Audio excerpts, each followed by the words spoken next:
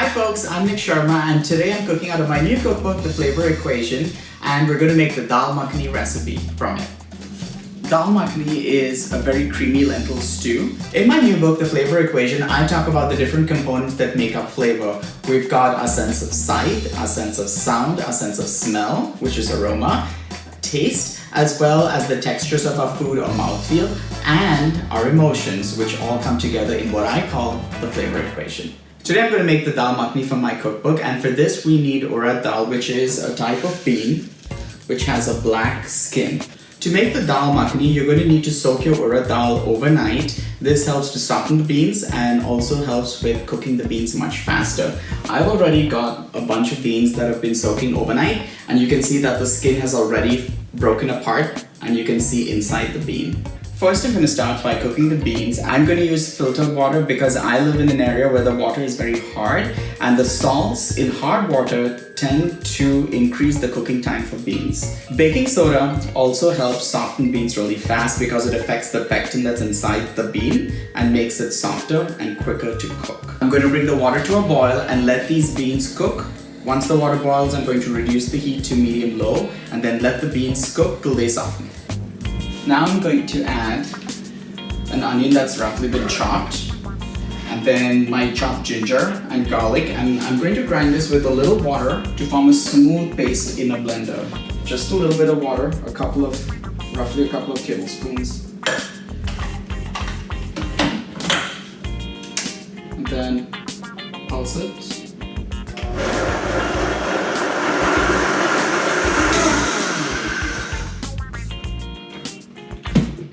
And it should look smooth like this. So my beans have been cooking and now they're really tender. They're almost falling apart. And that's the texture that I want. I have got the same Dutch oven that I was using earlier, and I cleaned it out, dried it up, and I'm heating it on the stove. Next thing to do is add some ghee. If you don't have ghee on hand, you can also use unsalted butter. Or clarified butter is actually better because you get that nutty, fragrant aroma that comes with ghee, that comes from the milk solids being caramelized and undergoing the Maillard reaction while it's heated. The next thing that I'm going to do is start to add my spices. I'm going to add garam masala. Garam masala is an Indian seasoning that's made with a couple of different spices that are highly fragrant. They're also warmer in their flavor. There's cumin. There's coriander, there's green cardamom, sometimes black cardamom, black peppercorns, and a bunch of whole other different spices, like even some people will use bay leaves. Now, the exact type of garam masala recipes varies by households in India. I make my own version, which I love obviously, but you could also buy it from a store, and you could also use a recipe that you have at home. There are always a little tweaks done to it just to make it a little more special. The next thing that goes in here is turmeric, which adds color.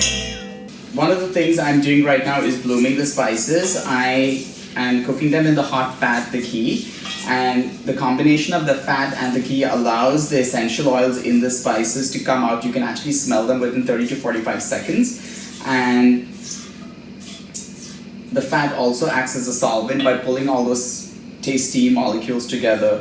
I like to use tomato paste instead of fresh tomatoes because tomato paste is a much more concentrated form of tomato flavor, and then it's also a shortcut because you actually don't have to spend that much time sitting at the stove cooking until everything breaks down and forms a thick sauce.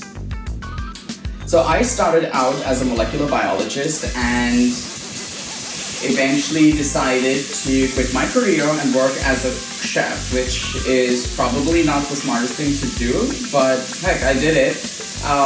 Turned pretty fun. I love the combination of cooking and science because both of them to me feel like experiments.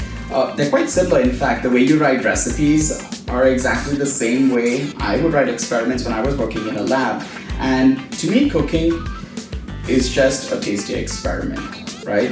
What I'm doing is basically I'm running a bunch of different things, trying to get a certain outcome that appeals to me in terms of taste and texture. And I'm also trying to cook nutritious food. And at the end of the day, it's very similar to being in a lab. Now I'm going to add my ground onion, ginger, garlic mixture. Now I'm going to let this spice mixture paste cook for about 10 to 15 minutes till most of the water has gone away and it becomes thick and you can see the fat start to separate. What's happening with this process of cooking here is that the flavors are getting much more concentrated. Also, any bitterness is moving away and it starts to feel much more uniform and balanced in taste. Now I'm going to add the beans that I had removed from the pot earlier with all the cooking liquid that's in there. A little bit of cayenne for heat. You can adjust this depending on how much heat you like. And I am going to stir everything together. If you have water, you can clean the blender with the water and then collect all that extra onion mixture that was left behind on the sides, on the walls, and then pour that in here. I'm going to season this with a little bit of salt. Increase the heat to high and then bring it to a boil, but make sure that you're stirring it constantly so the beans don't stick to the bottom and burn. I'm now going to add creme fraiche. You could also use regular cream, and I'm going to stir this in, and this is what gives acidity as well as a creamy texture and builds on the creamy texture of the beans in this dal. Now I'm going to prepare the tadka for the dal makhani. What I'm doing is I'm again using a tablespoon of ghee, and then to this I'm going to fry some ginger that I've cut into matchsticks. The heat and the oil is going to extract all the flavor from the ginger, and then the ginger will get crispy, and that will go on top of the dal that I've cooked as a garnish. My ghee is hot. I'm going to add the ginger,